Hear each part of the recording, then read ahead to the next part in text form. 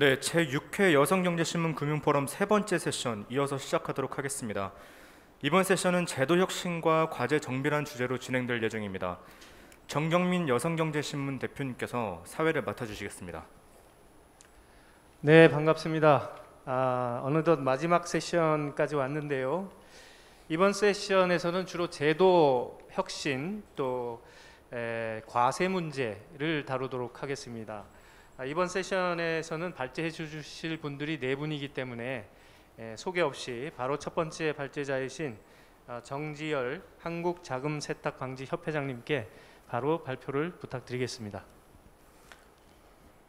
예, 안녕하십니까. 한국자금세탁방지 전문가협회 정지열 협회장입니다. 먼저 이러한 토론의 자리를 마련해 주신 여성경제신문 정경민 대표님, 그다음에 블록체인 법학회 이정엽 회장님, 서울 이더리움 미드업 정우현 운영자님께 깊은 감사의 말씀을 올립니다. 저는 오늘 암호화폐 시장에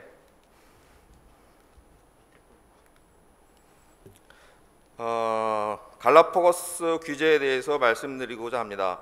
FATF 국제자금세탁방지기구는 작년 10월 28일 가상자산 및 가상자산 사업자를 위한 지침을 개정 발표하였으며, 이에 가상자산 사업자는 FATF 권고안과 특정금융정보법에 따라 올해 3월 25일부터 가상자산 코인 등을 전송할 때 송금인과 수취인의 정보를 관리하고 필요시 해당 정보를 제공하여야 합니다. 이와 같은 속칭 트래블룰은 정통적인 금융회사들의 중앙집중적 시스템에서는 전혀 문제가 되지 않는 내용이지만, 블록체인과 탈중앙화 금융 시스템으로 대변되는 가상자산과 가상자산 사업자에게는 매우 어려운 숙제였습니다. 이와 관련한 한국 가상자산 거래소의 트래블룰 최근 이슈에 대해서 말씀드리겠습니다. 첫째는 두나무와 코드의 신경전입니다. 지난달인 12월 8일 빗썸, 코인원, 코빗 등 공동으로 설립된 합작법인 코드의 차명훈 대표는 코드의 블록체인 기반 트래블룰 솔루션이 어피트의 솔루션보다 이용자의 편리성이 뛰어나다고 강조하였고, 그에 대하여 12월 14일 두나무의 김영년 부사장은 자체적으로 개발 중인 트래블 솔루션이 개인정보 보호에 있어 타사의 솔루션보다 뛰어날 것이라고 주장하였습니다. 이와 같이 스타트업의 경영진이 기술적인 사안을 가지고 논쟁을 벌이는 일은 매우 이례적인 일입니다. FATF의 특정금융정보법은 기술 중립적으로서 트래블룰은 두나무의 베리파이 바스트를 사용하던 아니면 R3 코다를 사용하던 그 외에 제3의 방법을 사용하는 데는 아무런 제한이 없습니다. 법에서 요구하는 송신인 정보하고 수취인 정보를 제공하기만 하면 되는 것입니다. 그러나 지금은 두 연합 얼라이언스가 가상자산 사업자들에게 줄 서기를 강요하고 있는 형국입니다. 이러한 형국은 4대 거래소의 독과점을 가속화할 뿐만 아니라 중소거래소에게 트래블룰 시스템을 중복 구축이라는 비용적 부담을 지우게 됩니다. 금융당국은 트래블룰의 성공적인 시행을 위해서 빨리 민관 합동의 작업반, 워킹그룹을 구성해서 세계 표준 전문을 제정하는 등의 적극적인 지원을 해야 할 것입니다. 둘째는 플레이투런 이슈에 대해서 말씀드리겠습니다. 게임 관련 업체인 위메이드트리는 특근법 시행에 따라 지난해 9월 24일 자금세탁 방지와 ISMS 시스템을 구비해서 금융정보분석원의 가상자산 사업자로 제도권 진입을 시도하였지만 합법과 불법을 논할 수 없는 예외로 분류하였습니다. 금융당국의 표면적인 이유는 개인키를 법인이 보관하면 가상자산 사업자로, 그리고 사용자가 스스로 보관할 경우에는 사업자가 아닌 것으로 분류했다는 것이 이유입니다. 그러나 P2E 사업자는 특정금융정보법 제2조 정의 제1항목의 가상자산 사업자의 정의를 감안할 때 당연 가상자산 사업자임에도 신고 수리에 대한 판단을 포기한 것은 매우 정무적인 판단으로 향후 게임업계와 금융당국의 법률적 다툼이 예상되는 대목입니다. 셋째는 농협은행의 가상자산 사업자 화이트리스트 구축 요청입니다. 최근 업계에 따르면 농협은행이 실명 확인 입출금 계정 서비스를 발급한 가상자산 사업자들에게 트래블 시스템 외에 화이트리스트 시스템을 구축하라고 요구했다는 것입니다. 한국의 트래블룰인 특정금융정보법 시행령 제10조의 10 가상자산 이전 시 정보 제공은 가상자산 사업자 간의 의무를 규정한 것이지 이용자에 대한 강제 조항이 아닙니다. 즉 가상자산 이용자의 의무를 부과한 조항이 아니라 지급 가상자산 사업자의 의무를 부과한 조항입니다. 이와 같이 미신고 외국 가상자산 사업자의 지급을 화이트리스트로 등재하라는 것은 법률적 근거도 없이 이용자의 불편을 가중시키는 행위입니다. 그렇다면 미신고 외국 가상자산 사업자의 코인 거래는 어떻게 하는가? 작년 10월 28일 FATF는 가상자산 및 가상자산 사업자를 위한 지침에 따르면 가상자산 사업자는 은행들이 환거래 은행을 상호평가하는 것과 같은 방식으로 상대 가상자산 사업자의 자금 세탁 위험도를 평가해서 고위험 가상자산 사업자에게는 송금 정보를 제공하지 않을 수 있다고 안내하고 있습니다. 즉 현재 법률적 실효성을 의심받는 특정금융거래 정보 보고 및 감독 규정 제27조 가상자산 사업자의 신고의 제4항 제3호 외국 가상자산 사업자의 조항을 개선하는 단초라고 할 것입니다. 다음은 트래블룰 제도 시행의 의미와 효과에 대해서 말씀드리겠습니다. 첫째는 특정금융정보법의 정상화입니다.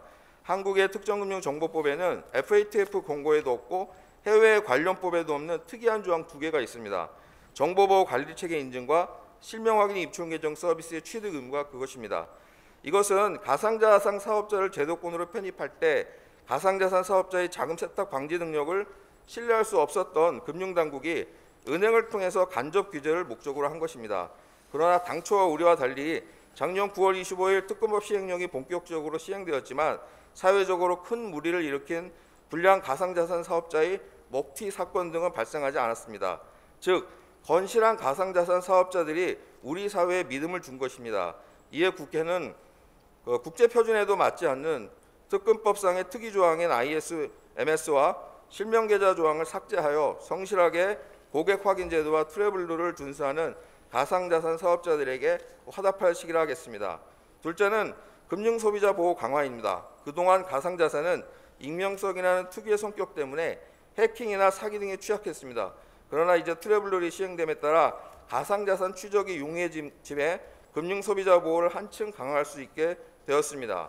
이와 같이 트래블룰이 시행됨에 따라서 가상자산 이용자들의 가상자산 오류 입금, 사기 및 해킹 피해 등의 사정적 예방 효과와 사후적 수사 신속성을 담보하게 되었습니다. 셋째는 공정과세 체계 수립입니다.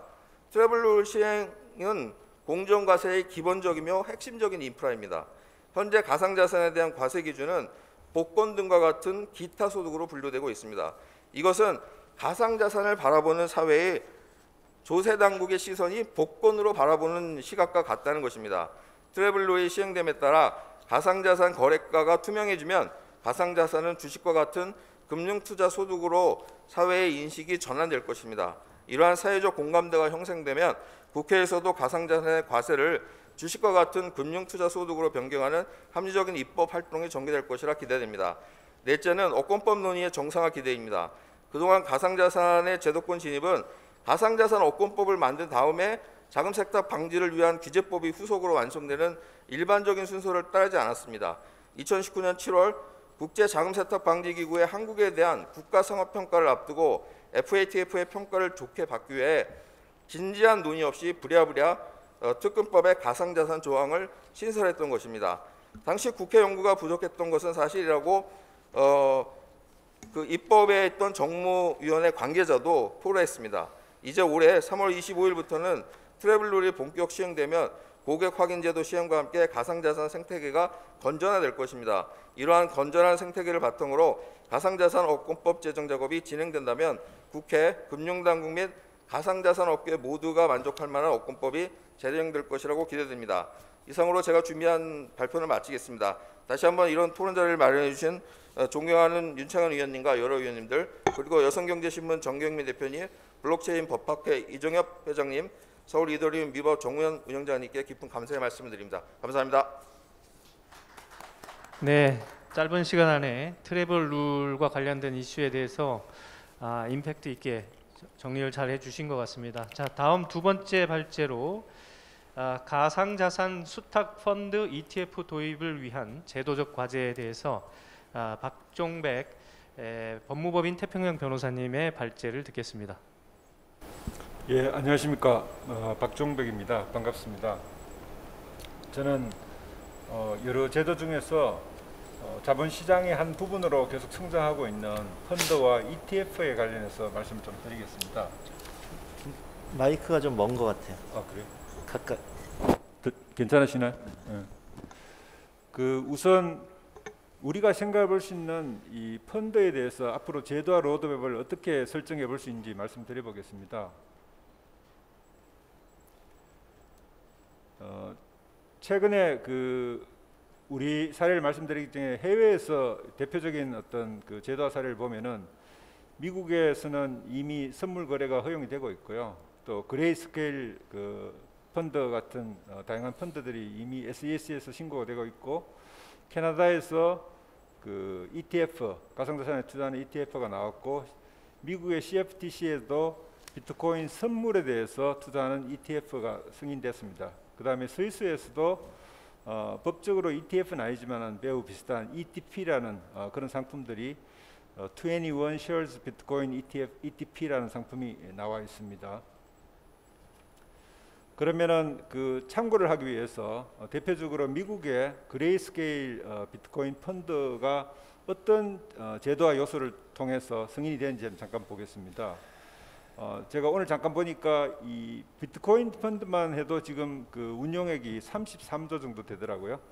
여기서 해결한 라이센스는 일단 비트코인 자체를 커모디티를 보고요, 정권이 아니고, 그 다음에 신탁급 라이센스, 그 다음에 보관하는 커스터디 라이센스, 그 다음에 2차 시장에서 거래할 수 있는 OTC 플랫폼 운영, 그 다음에 일반적으로 이 상품을 중개, 판매할 수 있는 브로커 앤 딜러 이 라이센스를 가진 업자가 관여가 됐습니다.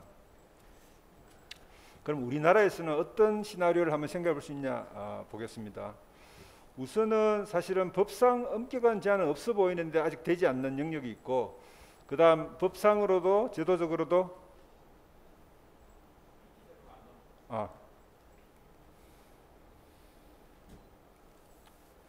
죄송합니다. 빨리 하다 보니까 계속 잘 넘기겠습니다.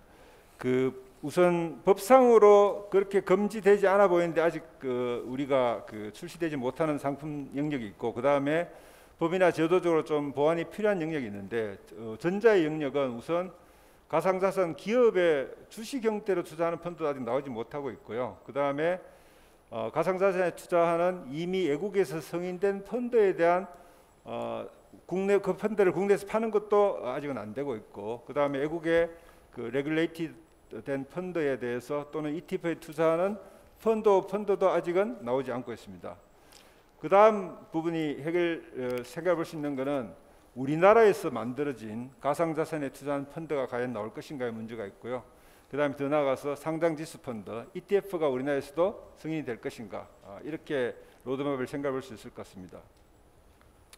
그 중에서 먼저 짚고 나가고 싶은 게 일종의 그림자 규제가 우리한테 있지 않은가 생각이 됩니다. 무슨 말이냐면은 조금 전에 말씀드린 세 가지 종류의 펀드들은 사실은 법상 제한이 없음에도 불구하고 이런저런 이유로 아직은 인정되지 않고 있고요. 그 이유에 대해서 공식적으로 아직은 설명이 되지 않고 있습니다. 다만 이런저런 비공식적인 어떤 이유에 대해서 나오고는 있습니다만은, 어쨌든 이로 인해서 우리나라 운용업계는 해외 운용사에 비해서 새로운 산업의 기회에서, 자본시장 기회에서 배제된다는 그런 위기감이 있고요.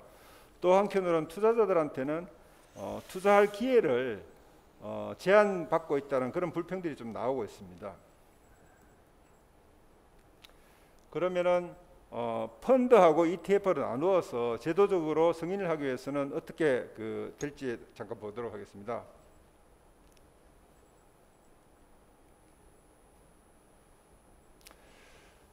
첫 번째는 자본시장 법령의 해석을 명백히 해야 되는 문제, 그 다음에 필요하면 보완 입법을 해야 되는 문제가 있는데요. 첫 번째는 집합투자에서 재산적 가치 있는 투자 대상 자산에 가상자산을 포함시킬 것인가의 문제가 있고, 신탁회사가 과연 이거를 운용하는데 가상자산을 투자하는데 운용할 수 있느냐의 문제가 있고요. 그 다음에 정부 정책이 좀 더 선회될 가능성에 대해 생각해 볼 수 있겠습니다. 2018년 초에 금지 정책을 내렸었는데 어쨌든 운영업계의 성장을 위해서 변화를 생각해 볼 필요가 있을 것 같고요. 그다음에 특히 투자자 중에서도 전문 투자자와 기관 투자가는 자기 책임으로 판단할 수 있고 위험을 측정할 수 있는데 이까지 막을 필요가 있느냐는 문제가 있겠습니다. 그다음에 마지막으로는 그 특검법상 신고 수리한 거래소까지 나왔는데 이 거래소들이 가지고 있는 그 가격에 대해서 어떤 인덱스화 시킬 수 있지 않는가, 그런 부분들이 좀 마련이 되면은 제도적으로 풀 수 있지 않을까 생각이 됩니다. 그다음에 ETF에 대해서 제도적 과제는 뭔지 보겠습니다. 우선 그 집합 투자와 그 수탁자의 업무, 그다음에 이런 부분들은 조금 전에 말씀드린 거하고 같습니다만은 특히 이 ETF로 가면은 기초자산에 대해서 어떤 식으로 그 가격을 산정하고 지수를 구성할까 부분은 우리 금융업 투자 규정에서도 규정들이 있는데 거기에 부합되는 부분들의 논의들이 필요할 것 같습니다. 그다음에 그 정부 정책은 당연히 그러니까 어떤 우려하는 위험 요소도 고려를 해야 되겠지만은 사실은 자산 운용업을 키워야 된다는 부분, 그다음에 투자자의 투자 기회도 고려해야 될 필요를 같이 봐야 될 것 같고요. 특히 ETF가 주는 장점이 많이 있습니다. 투자자한테 실시간 매매가 가능하고 그다음에 한가 한매 수수료도 없는 이런 부분들을 투자자한테 제공할 필요가 있지 않냐는 부분을 봐야 될 것 같고요. 특히 이제 가상자산 가격 조작 방지를 위한 대책은 당연히 필요한 것 같습니다. 미국에서도 현물 ETF가 나오지 않는 이유는 그 고려인데 그 부분에 대한 어떤 논의를 통해서 우리가 좀 더 ETF까지 도입을 할 수 있는 그런 그 희망을 해볼 수 있겠습니다. 이상으로 발표 마치겠습니다. 네, 감사합니다. 다음으로 세 번째 발제로요. 감독기구와 투자자 보호제도의 혁신을 주제로 구태연 법무법인 변호사님의 발제를 듣겠습니다. 네, 안녕하세요. 반갑습니다. 감사합니다.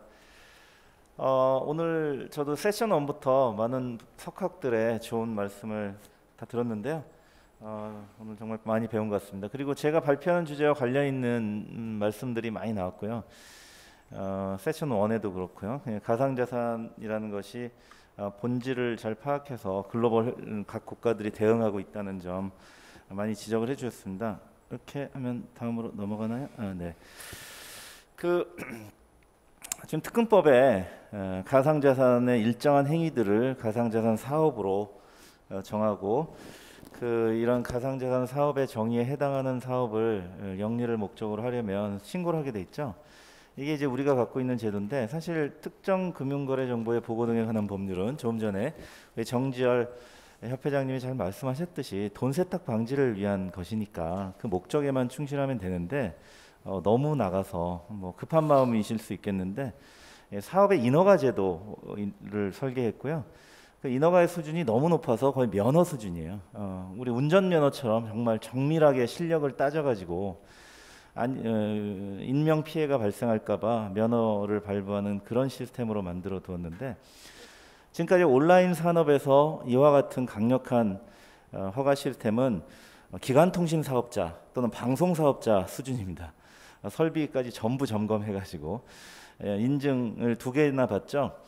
ISMS라는 정보보호를 제대로 하는지 국가가 발행하는 인증을 하나 받아야 되고 또 은행이 검토하게 해가지고 돈 세탁 방지를 잘하고 있는지 해서 실명 계좌를 받게 해주었는데요. 자, 이 시스템에 문제가 있고 당연히 재개정돼야 한다는 것은 공감대가 많이 있는 것 같고 저도 줄곧 그런 이야기를 하고 있습니다. 사업자가 된 다음에 준수해야 될 규제를 사업의 신고 요건으로 만들어 버린 거예요. 이제는 재개정이 필요한 상황으로 보이는데 이제 그럴 때 어떻게 해야 될지에 대해서 논의하고자 합니다. 이게 감독기구라는 것은 그 세상의 성질에 따라 우리는 이미 정부 시스템을 가지고 있습니다.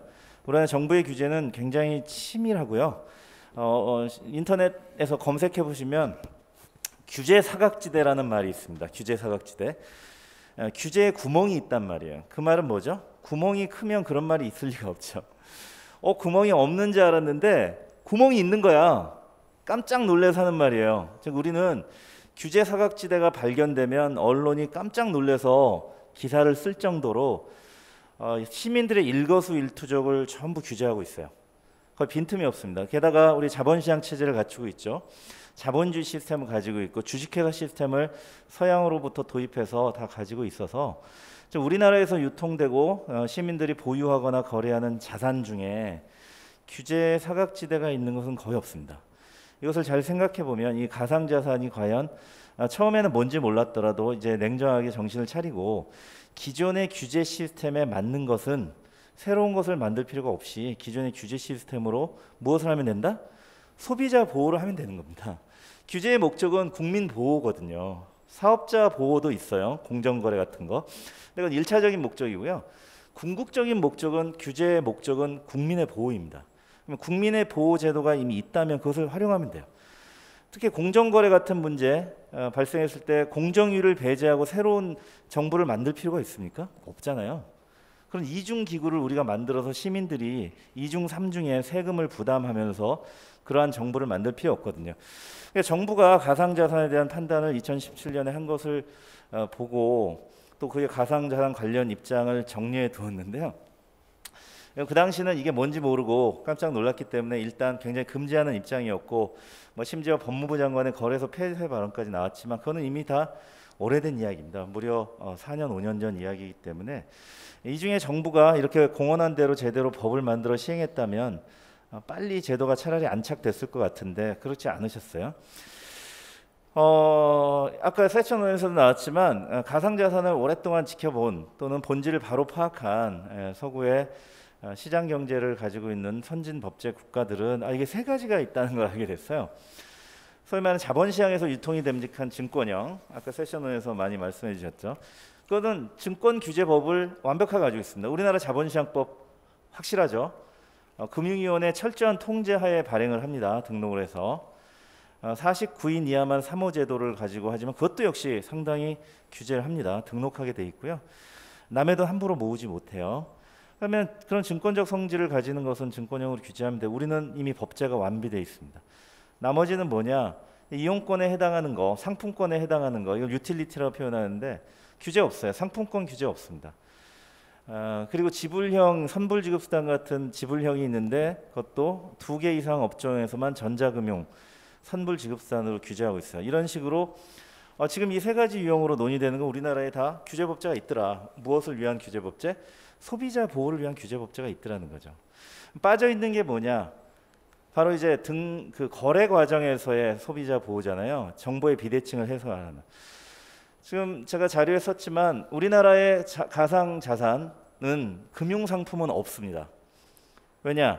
거래소들이 비금융 상품이라는 증권이 아니고 금융투자 상품이 아니라는 법률 의견서를 가지고 와야지만 상장을 시켜주거든요. 처음부터 그랬어요.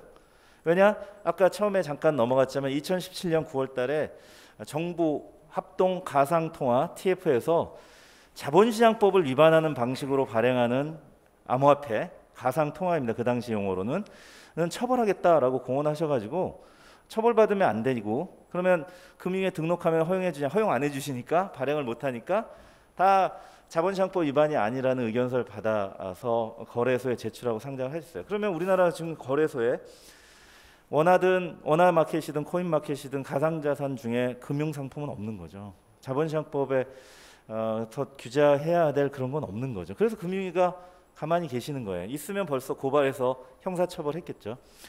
그러면 여기서는 이제 비금융 상품만이 지금 우리나라 암호화폐 거래소에 있는 겁니다. 그럼 비금융 상품의 소비자 보호 제도가 없냐? 화면에 보시듯이 넘치고 흘러요. 수많은 보호 제도가 있어요. 그런데 어떻게 했죠? 2018년 초에 이제 정부가 굉장히 부정적인 입장을 표현하셨을 때 그 당시에 암호화폐 거래소들이 다 통신 판매업 신고를 했거든요. 통신 판매업 신고는 구청에 가서 아주 간단하게 합니다. 온라인으로 할 수 있어요. 뭐 공식적인 입장은 아닐 수 있겠지만 정부가 전화를 해서 가상자산 거래소는 통신 판매업가 아니니까 내려라 했다고 해서 지금도 홈페이지에 가보면 통신 판매 신고가 안 돼 있어요. 신고했다가 철회했어요. 그게 돼야지만 정부가 관리하고 소비자 보호를 할 수 있는 건데 빼라고 했어요. 자, 지금 화면에 있는 법들 일일이 말씀 안 드리겠지만 이런 식이었는데 온라인으로 사고 파니까 전자상거래죠. 전자상거래는 물품이나 용역을 거래하는 거 모두를 포함합니다. 전상법, 약관법, 이용약관, 가상자산 거래소들 다 이용약관으로 소비자 회원 가입해서 이용하는데 그 약관이 부당한 거 많거든요. 약관규제법으로 당연히 무효시켜야 될 것들 보호하지 않았습니다. 둘 다 공정거래위원회 소관입니다. 방판법 이게 이제 통신판매 관련한 규제가 있는데 보호 안 해왔죠. 그다음에 방송통신위원회로 이게 전기통신 사업이라고 볼 수도 있다면 방통위 소관의 전기통신사업법. 정보통신망법의 ISMS 제도는 지금 특근법에 도입돼서 이제 보호가 시작됐지만 그건 신고 요건이에요. 일반적으로 신고 안 할 일반적인 암호화폐를 취급하는 비신고 사업자들은 필요가 없는 거죠. 정보통신망법 이건 과기부 그리고 방통위 소관이에요. 암호화폐 거래소의 개인정보 보호는 개인정보보호위원회가 보호해야죠. 근데 지금까지 개인정보보호위원회가 나서서 암호화폐 거래소나 기타 가상자산 사업자들의 개인정보를 보호했거나 조사했거나 처분했다는 얘기를 들어본 적이 없습니다. 그다음 만약에 돈을 모금하는 행위, 원금 보장하는 행위 외에 판매 과정에서 그런 불법 많이 있었죠. 유사수신법으로 처벌하거나 또는 개정하게 했어요. 이거 2017년에 개정해서 처벌하겠다고 한 거였어요. 불법 행위가 있을 경우에.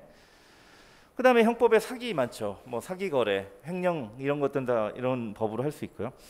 자, 지금 말씀드린 주무부처를 이렇게 빨간 줄로 매칭시켜 봤습니다. 이들 주무부처가 해야 될 일들 그리고 어떤 행위들을 매칭을 시켜봤는데요. 뭐 디지털 재화의 매도 매수에 해당하는 가상자산 매도 매수, 뭐 교환 이게 상호 교환하는 특근법에서 규정하고 있는 여러 행위 유형들입니다. 보관 관리 이전 이런 것들이 이제 특근법에서 규율하는 것일 것이고. 법외 가상자산 사업에는 있어요. 뭐 채굴이라든지 그 자체로 그냥 발행하는 거 이게 매매에 해당하는지 애매합니다. 근데 정부가 가상자산 사업 신고 매뉴얼에 ICO를 따로 적어놓지 않은 거 보니까 규제하기 싫으신 것 같아요. 그래서 매매에 해당하지만 법이 정부가 의도적으로 밀어놓은 거 ICO입니다. 그리고 가상자산을 이제 운영하는 거 디파이 이거 뭐 사업자가 없다고 해서인지 별로 건드리지 않으시면 스테이킹이 발생하는 경우 예치가 발생하는 경우는 이제 보관이라고 해서 일부 사업자들 보관업 신고했죠. 그다음에 결제 부분인데 이게 성질이 가상자산이 법정 통화가 아니라 지급수단이 아니라서 물품을 사고 가상자산으로 지급하는 것은 민법상 물물 교환 즉 대물 변제인 것 같습니다. 그러니까 법정 지급수단인 금융법이 적용이 안 되는 거죠. 물건을 주고 물건을 받는 거예요. 자산을 주고 자산을 받는. 네, 그래서 왜 이렇게 변동성이 높았는가라는 것은 바로 이런 화면에 있는 여러 부처들이 보호를 하지 않았기 때문입니다. 그런 저는 법률상 규제 권한을 갖고 규제 의무를 갖고 있는 주무부처들의 방치가 있었다라는 것이 제 결론이고요. 자료를 좀 자세히 살펴보시길 바라고 제안은 그렇습니다. 정보부처가 할 일을 하자. 법에 없는 제도도 아니고 이제 특근법이 시행됐다. 그러니까 지금 화면에 보여지는 이 부처들이 소비자 보호 제도를 가지고 있고요. 수많은 권한을 가지고 있습니다. 그러면 그동안 4년, 5년 동안 일부러 관리하지 않으셨다면 지금이라도 관리하시고 만약에 몰라서 못하셨다면 지금 이렇게 보호의 필요가 있다고 말씀을 드리니까 각자 나서서 권한을 행사하시기 바랍니다. 지금 새 정부 대선주자들이 디지털 자산청을 만든다고 하는데요. 기존 이 화면에 있는 정보부처들 입장에서는 미래의 중요한 산업인 가상자산 산업의 규제 권한을 뺏길 우려가 있어요. 그러니까 새로운 제도로 2중 3중의 제도를 만들어서 그제서야 만시지탄하지 마시고 정부 부처들은 지금이라도 바로 소비자 보호에 나서시고 이 제도 하에서 빠져있는 부분만 새롭게 도입할 필요가 있다고 말씀드립니다. 감사합니다. 네, 감사합니다. 자, 뭐 어차피 시간이 조금씩 딜레이 되는데요. 자, 다음 네 번째 발제 순서로 과세 제도의 정비를 주제로 우리 신용우 법무법인 지평 변호사님의 발제를 듣겠습니다. 예, 안녕하십니까, 신용우입니다. 네, 저는 이제 과세 제도의 정비에 관해서 말씀드리겠습니다.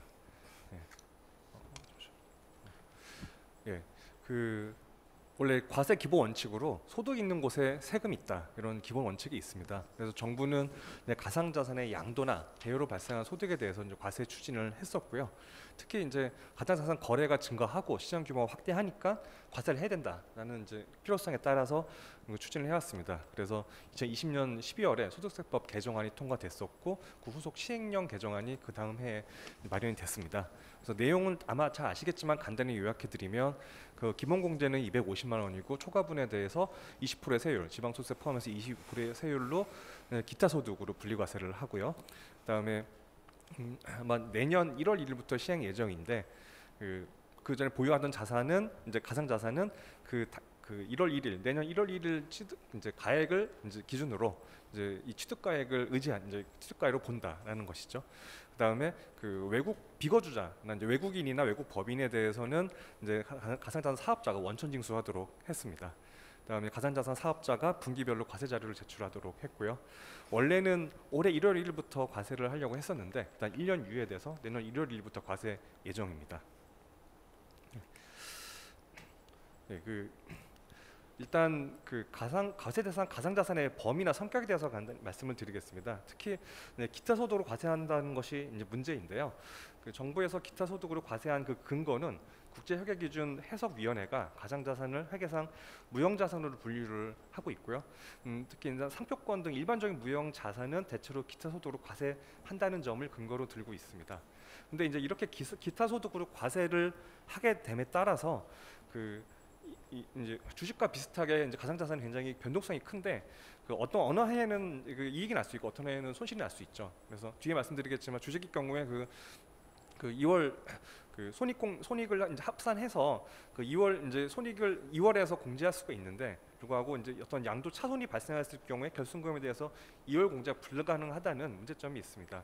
그래서 이런 위와 같은 이유로 기타 소득 이제 과세 근거를 주고 있지만 사실 기타 소득보다는 양도소득으로 과세하는 것이 바람직하다는 견해가 많이 있습니다. 그래서 그 성격상 기타 소득은 일시적 우발적인데 가상자산은 그 주식과 같이 계속적 반복적으로 매매를 하고요.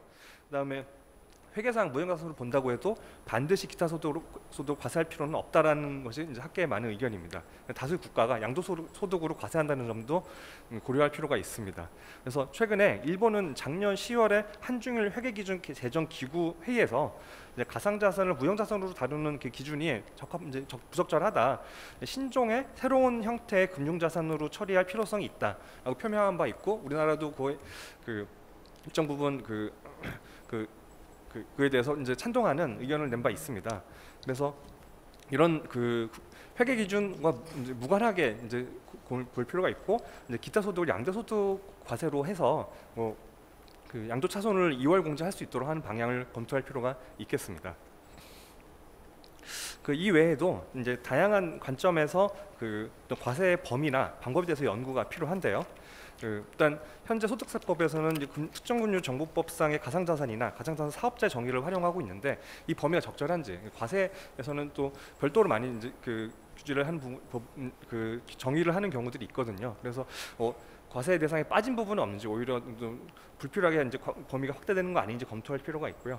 앞서 그 세션에서 디파이나 NFT에서 말씀 주셨지만 이 디파이가 관련 그 디파이로 인한 수익이 이자 수익이냐 돈을 이제 빌려준 거냐 따라서 그 이자 수익인지 여부를 판단할 수 있는데 이런 부분에 대해서는 그 해석 기준이 필요하겠습니다. 그리고 NFT에 대해서는 다양한 형태의 프로젝트가 있어서 이제 하나의 의미로 이제 말씀드리기는 어렵지만 일단 그 자체로는 그 가상자산의 성격이 없다고 볼 수 있는데 다만 앞서 설명 이제 주신 바와 같이 어떤 가치를 지닌 경우에는 그 과세 대상이 될 수 있다라는 점도 연구가 필요하겠습니다. 그다음에 또 채굴할 때 그 전기세 같은 거를 필요경비로 제하는데 우리가 뭐 컴퓨터를 구입하거나 또는 그 장소를 임대하거나 하는 부분들도 필요경비에 해당하는지 그 해석 기준이 필요할 테고요.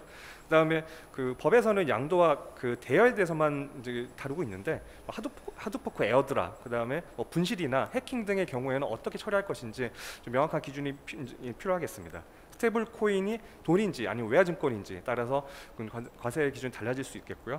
그다음에 최근 논의 중에는 그 가상자산 유형별로 지불 토큰, 유틸리티 토큰, 증권 토큰의 토큰이 세분화해서 이제 과세를 해야 된다는 견해도 있는데 다만 또 반대 의견으로는 실제로 어떤 형태의 코인이든지 그 실제 거래소에서 매매되는 형태는 주식 증권과 비슷한 형태이기 때문에 일단 앞서 드린 그 양도소득으로 과세를 하는 것이 적절하다는 견해도 있어서 이게 이런 논의가 결론 짓지 않은 상태에서 섣부른 과세가 좀 문제 있을 수 있다는 말씀을 드리고, 가상자산의 속성이나 생애 주기를 고려해서 이제 제도의 정비가 필요하다는 말씀을 드리겠습니다. 예. 과세 형평성의 문제인데요. 그러니까 주식의 경우에는 내년부터 금융투자 소득에 과세를 하게 되겠죠. 그래서 기본 공제가 5천만 원이고요.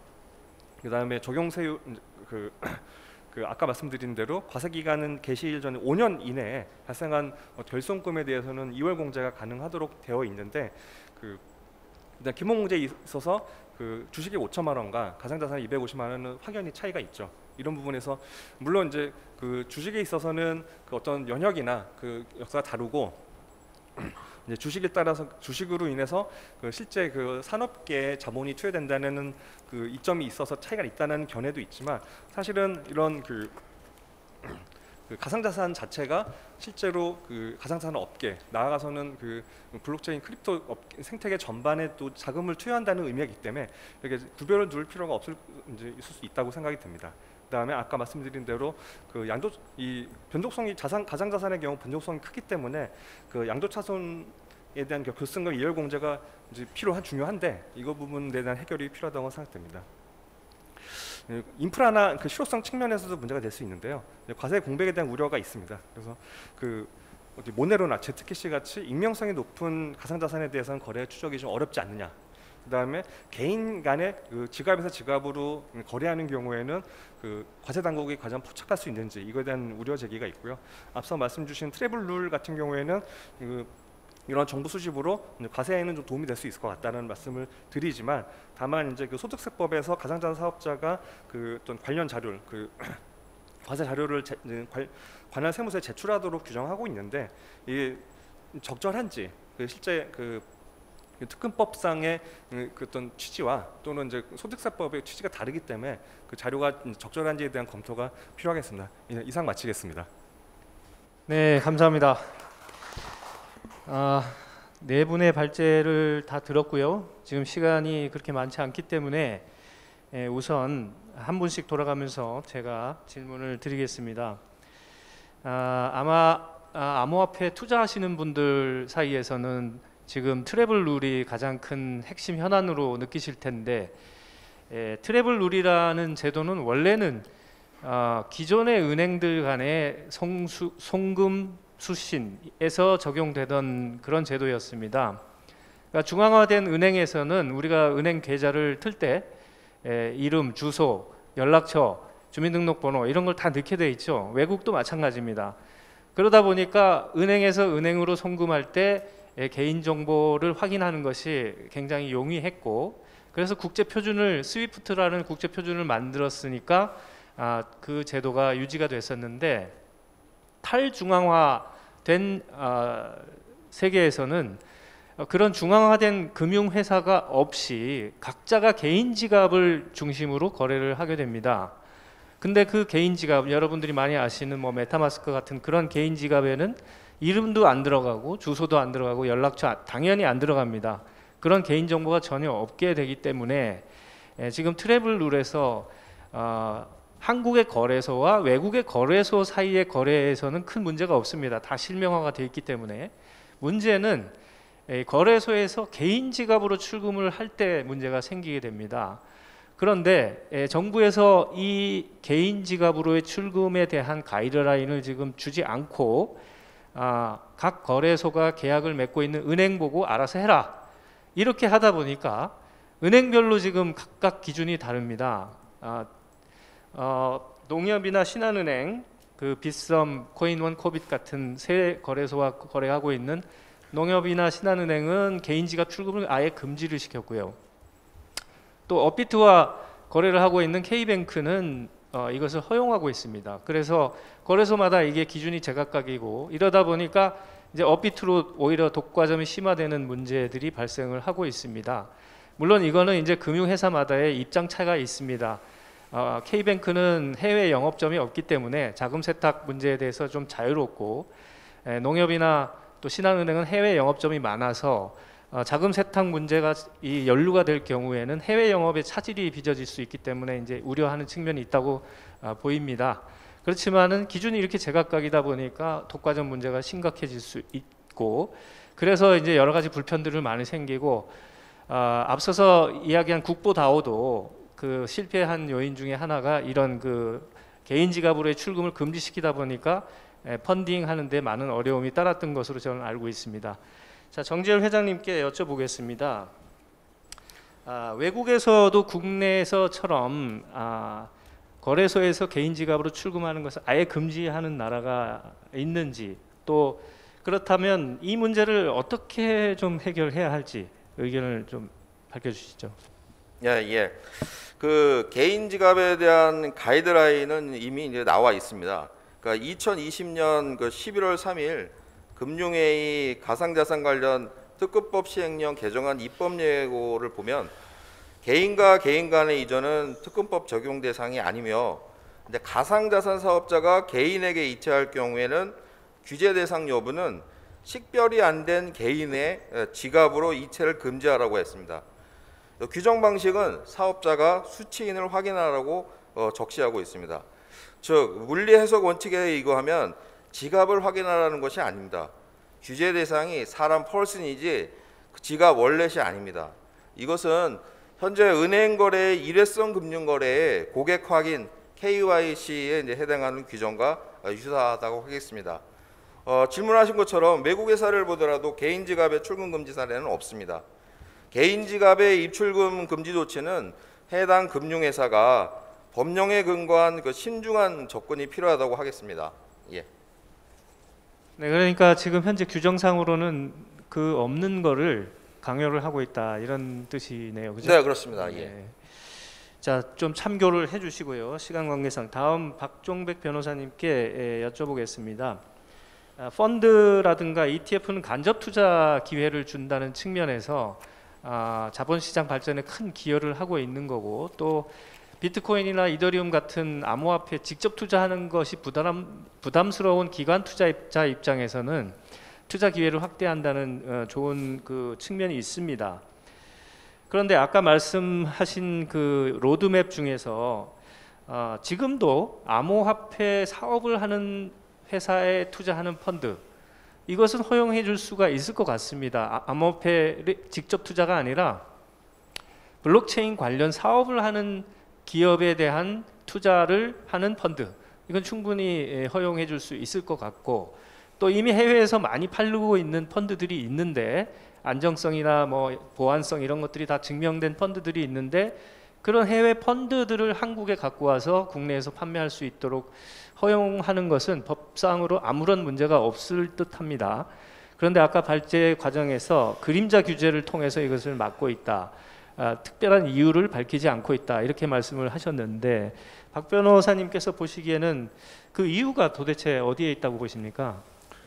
예, 뭐 우선은 이제 정부가 그 투자자 보호라는 원칙에 되게 이제 그 치중을 하다 보니까 어떤 그러니까 사고나 예측 못한 위험을 투자자로부터 격리시키겠다, 약간 이런 뭐 어떻게 보면 좋은 취지도 있을 수 있겠습니다. 근데 문제는 그 이유가 안 된다, 그 다음에 왜 안 되는지, 뭐 예를 들어 정책을 그러면은 공표를 한다든지 아니면은 그에 따라서 어느 정도 예외적인 뭐 제한을 좀 만들어야 되든지 이렇게 하면 모르겠는데, 사실 그렇게 하고 있지 않아서 시장에서도 굉장히 답답하게 생각하고 있는 부분인데, 어쨌든 그 점은 단순히 위험이나 투자자를 보호하는 측면만 아니라 투자자도 자기 선택권이 있지 않습니까, 사실은.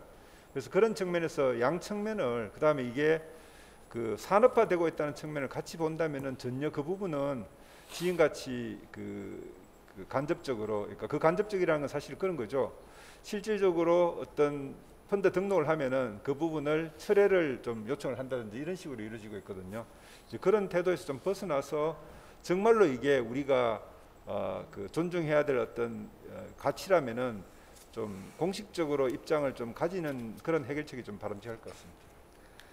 네, 이미 주식시장에 테마주라는 게 있습니다. 그 암호화폐 테마주, 블록체인 테마주들이 이미 있어서 그 회사들의 주가가 암호화폐 시장의 등락을 거의 그대로 반영을 하고 있는데, 그런 회사들에 투자하는 펀드를 만드는 것을 특별한 이유 없이 이렇게 금지하고 있는 이런 현행 관행은 좀 시정이 돼야 될 것 같습니다.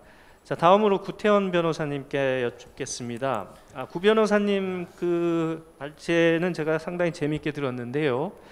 그동안의 블록체인 암호화폐와 관련해서는 제도가 미비하다.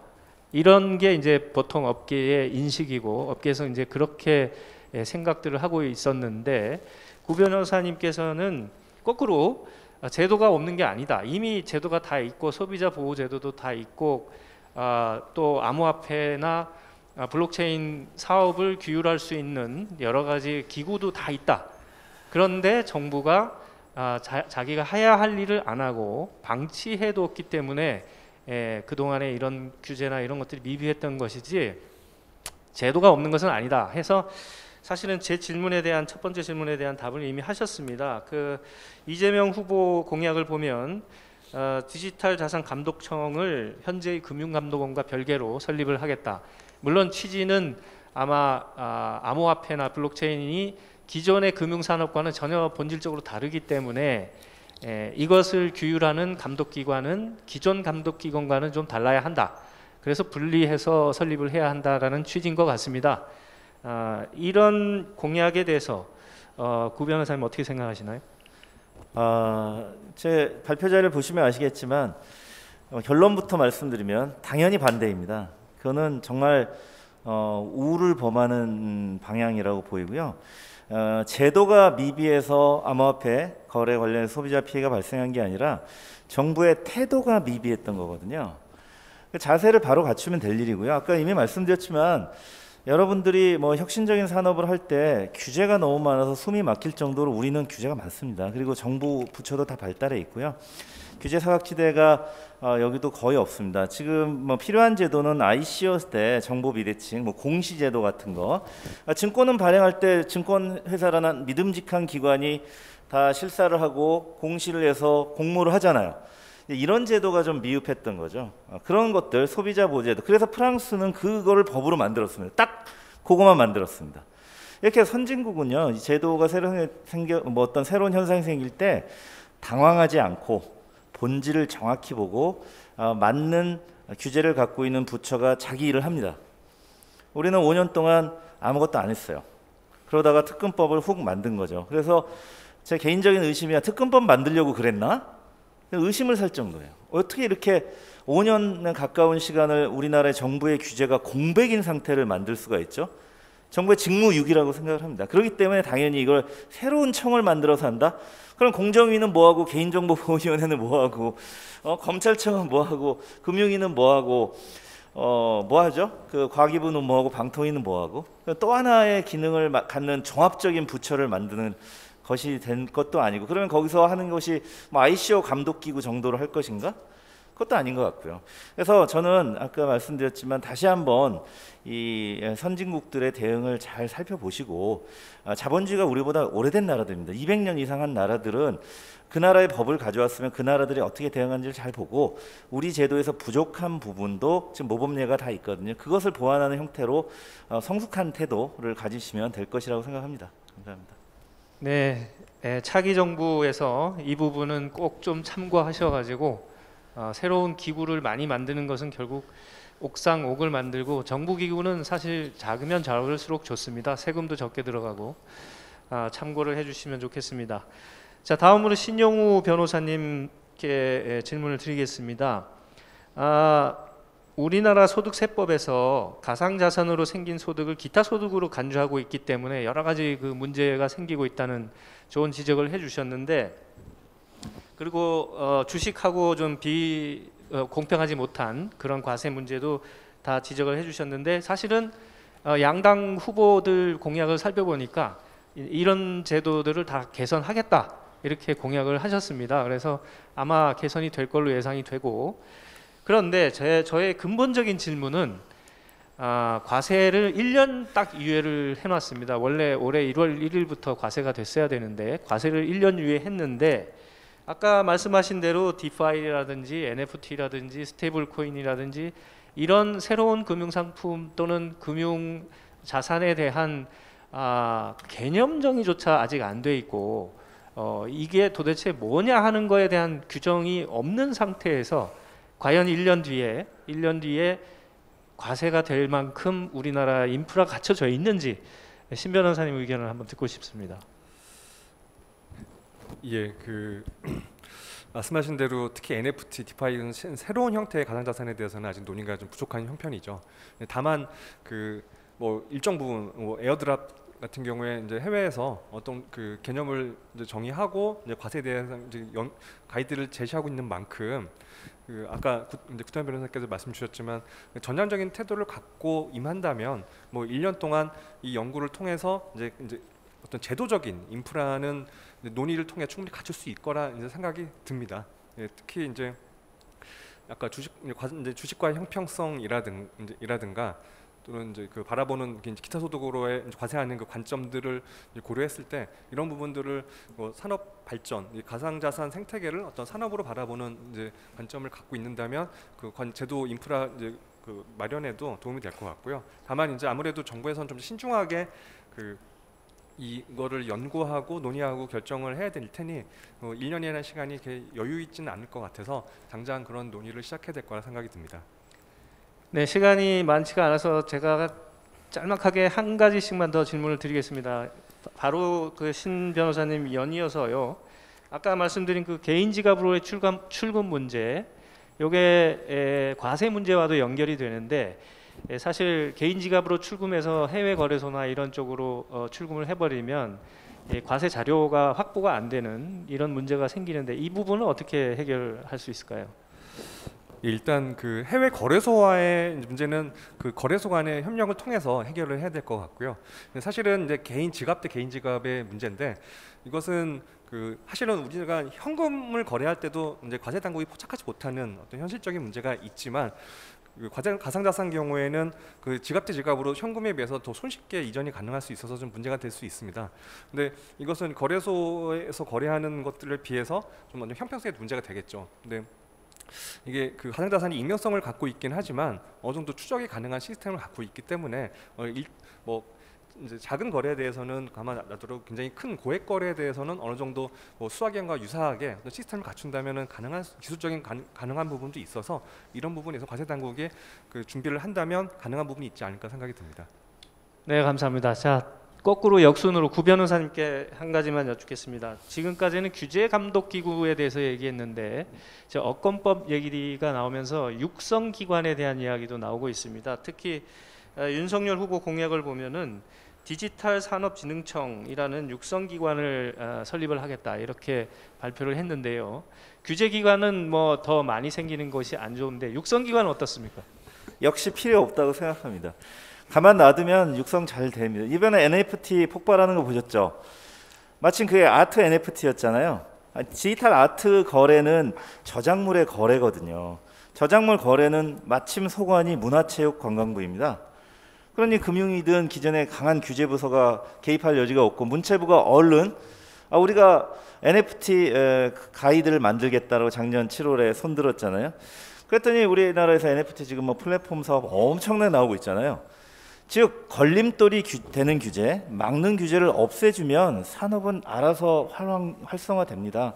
근데 지금 막는 규제 또는 아까 말씀드린 정부의 막는 태도, 이것이 문제가 돼서 지난 5년 동안 지지부진했던 거거든요.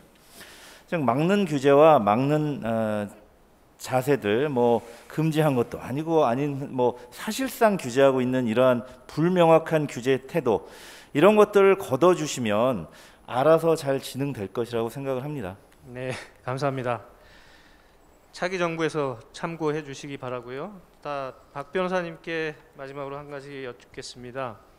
현재 우리나라는 암호화폐 거래 자체에 대한 것도 지금 아직 제대로 정비가 안 돼 있어서 펀드라든지 ETF를 만들자면은 지수라든지 가격이라든지 이런 것들이 단일한 가격이 나와야 되고 지수도 만들어야 되고 여러 가지 인프라가 필요합니다.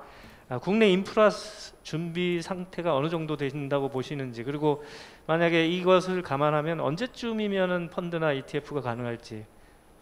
예, 시점까지 예측하는 것은 좀 굉장히 복잡한 문제 같은데, 어쨌든 이제 미국의 사례를 보면은 이제 선물 ETF는 허용을 했는데 현물 ETF는 허용을 하지 않고 있습니다. 그 이유는 여전히 이제 현물은 그대로 이제 그 거래 시장에서 시가하고 연결되기 때문에 거기에서 가격에 대한 조작이나 부정행위를 없애는 충분한 장치를 지금 하고 나서 하겠다는 게 SEC 입장이고요. 미국은 물론 현물 거래는 SEC 소관이고 선물은 CFTC 소관이기 때문에 그런 어떤 기관 간의 어떤 경쟁이나 이런 부분도 있긴 있습니다. 우리나라에서는 사실은 출발은 된 게요. 어쨌든 특검법 상이긴 하지만은 금융위 소관의 FIU가 신고를 받았지 않습니까? 그러면은 이 나중에 이 지수를 산정할 때 어떤 금융위 고시가 인정하는 그런 거래소여야 된다는 그런 규정이 있거든요. 원래 규정에. 그 다음에 가격이나 어떤 식으로 계산을 할지에 대한 기본 규정이 있습니다. 그래서 첫 번째 출발은 됐으니까 아마 좀 정책적인 입장만 좀 적극적이 된다면은 그 부분을 금융투자 규정을 좀 보완해서 하는 거는 뭐 할 수 있는 부분 아닌가 그렇게 생각됩니다. 네, 감사합니다. 자, 마지막으로 정 회장님께 여쭤보겠습니다. 아까 그 트래블룰 솔루션을 놓고 업비트와 코드 진영이 뭐 경쟁을 하고 뭐 이런 이야기를 하셨는데요. 그러다 보면은 경쟁이 좋긴 한데 그러다 보니까 또 중소거래소 입장에서는 새로운 시스템을 도입하는데 여러 가지 부담도 가중되고 그러다 보니까 또 이제 기존에 있는 대형 거래소들로 독과점이 심화되는 이런 문제들이 있습니다. 그래서 정부가 국제 표준을 만드는데 앞장서서 지원을 해야 한다. 뭐 이런 지적을 해주셨는데 국제 표준 제정 움직임은 어떻고 또 이를 위해서 한국 정부가 구체적으로 어떤 노력을 해야 할지 좀 말씀 부탁드립니다. 네네. 국제표준 움직임은 한국의 트래블룰에 대한 법 시행이 이제 가장 빠른 거 마찬가지로 그에 대한 대응도 이제 가장 빠르다고 하겠습니다. 특히 이제 한국 블록체인 협회의 트래블룰 대응 조직이 이제 GI 트러스트를 통해서 생산된 보고서가 국제자금 세탁기구 FATF와 아시아 자금 세탁기구인 APG 워킹그룹에 제공이 되고 있고요. 또한 미국 의회의 이제 워킹그룹에도 제공이 되고 있어서 큰 기대와 관심을 받고 있습니다. 한국 정부의 지원은 다름이 아니라 과거의 은행권의 트래블룰인 전신송금시 정보 제공 적용 시에서 지금 이 은행회관 여기에 있는 은행연합회를 중심으로 한 관련 표준 전문에 대한 실무 작업방을 구성을 해서 코피우가 적극적으로 동참해서 작업반을 이끌고 회원은행들의 참여를 이제 독려를 해서 빠른 시일 내에 시스템을 구축한 사례가 있습니다. 과거의 사례처럼 금융당국이 협회를 통해서 실무작업반 구성을 하고 베리파이 마스파하고 R3 코다의 연동 테스트 및 표준 포맷 제정을 지원해 주셨으면 합니다. 네, 감사합니다. 자, 시간 관계상 인사 말씀을 생략하고요. 세션 3 이것으로 마치고 바로 이어서 특별 자담으로 넘어가도록 하겠습니다. 감사합니다. 감사합니다. 네, 세 번째 세션까지 고생해 주신 발제자님의 사회자분께 감사드립니다.